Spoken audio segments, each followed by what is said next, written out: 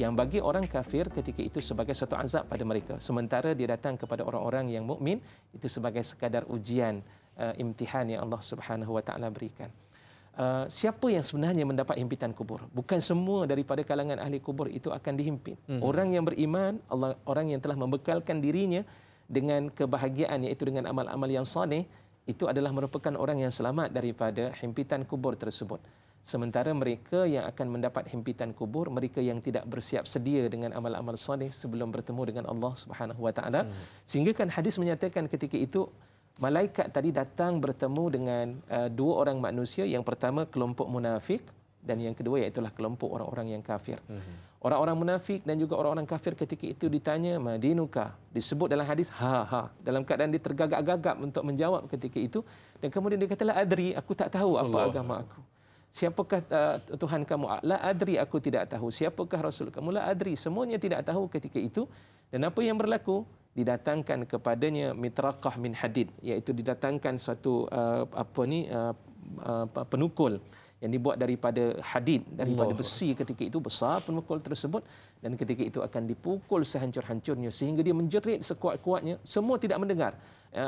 Yasma'u kullahu, semua mendengarnya illa thaqalain. Rasulullah mengatakan hanya dua thaqalain. Thaqalain ini merujuk kepada jin dan juga manusia yang tak dengar.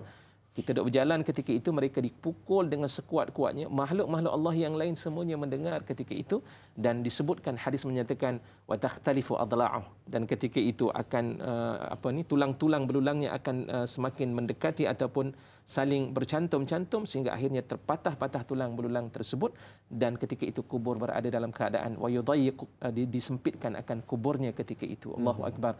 Inilah yang berlaku kepada mereka yang diazab oleh Allah Subhanahu wa taala. Siapa dia?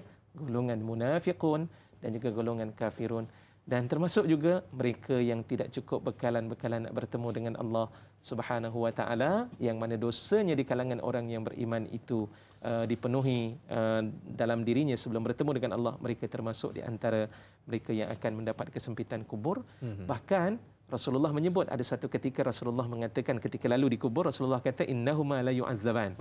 Dua orang manusia ni sedang diazab oleh Allah Subhanahu wa taala. Pertama siapa? Mereka yang tidak bersih ketika membuang air kecil, dan yang kedua iaitu mereka yang berjalan yamshi fil ardi bin namimah. Dia berjalan di muka bumi ini suka untuk mengadu domba, menyampaikan fitnah-fitnah, dan juga suka untuk menyebarkan segala perkara-perkara yang tidak berasas, yang tidak ada.